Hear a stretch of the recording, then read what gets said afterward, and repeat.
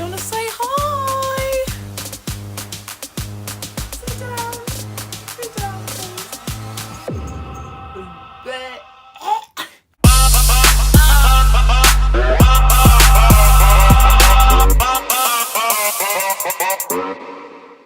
Hi guys, and welcome back to my YouTube channel. So today's topic is going to be on savings.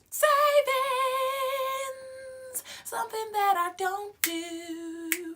No, I'm joking. I'm literally going to help you with a couple of tips on what we can do to save. My iPad's dead, by the way, so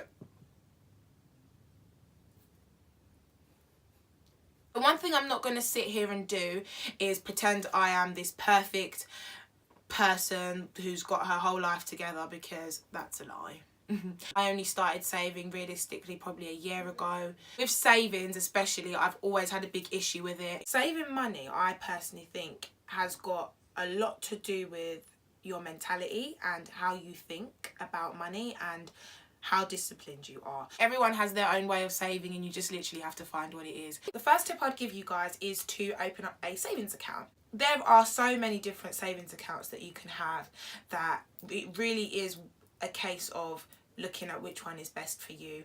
I will try and find links on different types of savings accounts, and I will put them in the description box for you guys so that you can compare.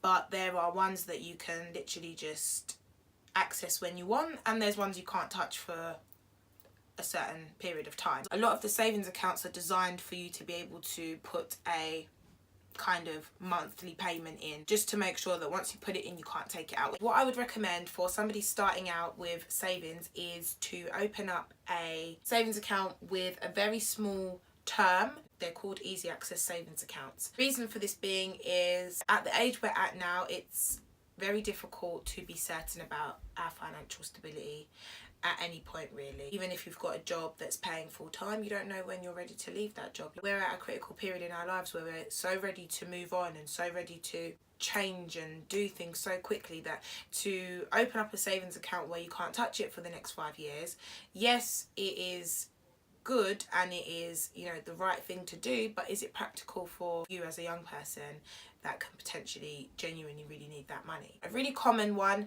that many people know about is called an ISA, and that stands for individual savings account. And what that is basically is, the most common type of ISA is a fixed rate cash ISA. Now, there is a limit as to how much you can save in an ISA, and this is called your ISA allowance.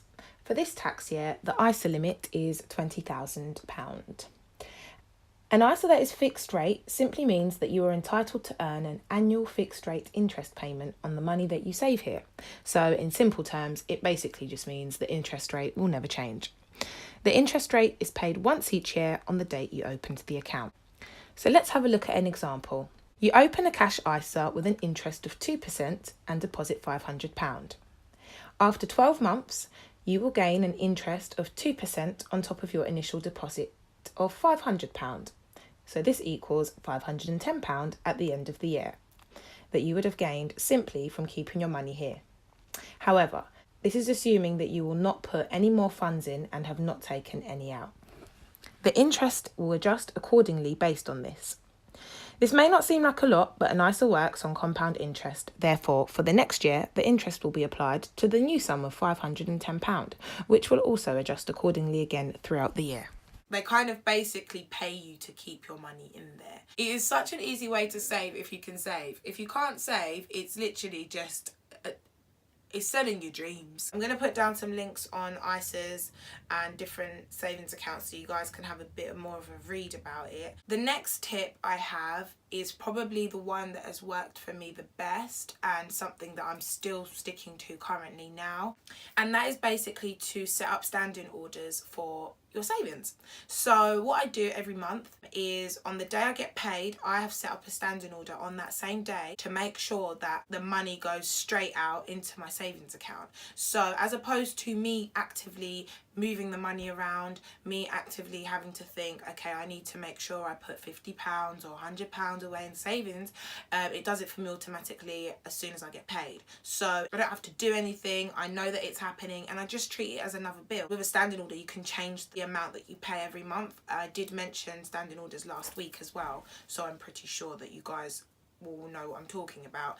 But for those that don't, literally a standing order, if you set it up to go out on one day, you can change it, you can alter it, the amount, the date that it comes out, everything like that. But it's just something that it just means I don't have to think about savings. One thing I want to touch on is a goal sheet.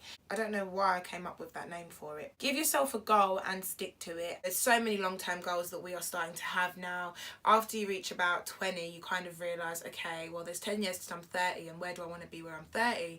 The chances are you want to have a house, you want to have kids, you want to have a family. Those type of stuff require money. When you get to this age, it's like the goals are just that little bit bigger, you know, there's a difference in trying to save up £400 and trying to save up £40,000. We all have to start beginning to saving ASAP, just because the time is coming.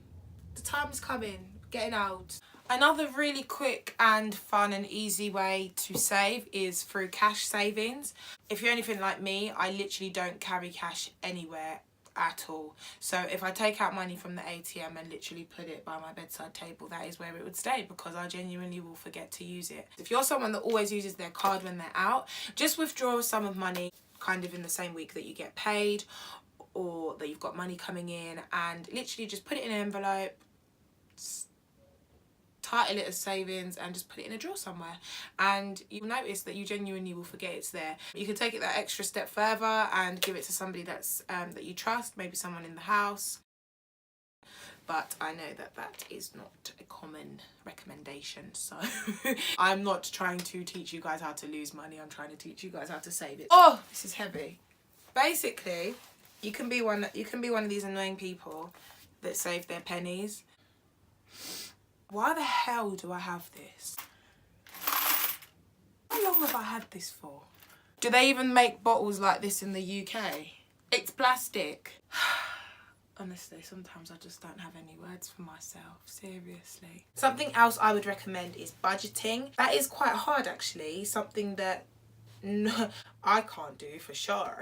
But for a lot of people, it's just a case of making appropriate cutbacks. So if you know that you go and spend a certain amount on something that you can easily cut down, then try and do it and just see if that money there you can kind of save it. So one thing I want to talk about actually before I go is an emergency fund. An emergency fund is an account for funds set aside in case of the event of a personal financial dilemma, such as the loss of a job, a debilitating illness, or a major repair to your home. There isn't such a thing as an emergency fund as a service or a product in the banks, so it is something that it's just a mental phrase that you have to remember. I want to let you guys know what an emergency fund in the UK, what they recommend you to have. They recommend you to have in an emergency fund 3 times your monthly salary. 3 times your monthly salary. I want you guys to think about that and genuinely think about if you guys have that right now. Because an emergency fund is recommended to every single person that is working. So I hope that after this video you guys have kind of realised, okay, if you haven't saved a penny, then go save something. Go put £1 in a piggy bank, or just go and just really go and make sure that you have saved something. You don't ever want to be in a situation. Look at our country, just look at it. At the moment we are at such high risk of just anything happening that you would not want to be in a position where you literally can't afford to live.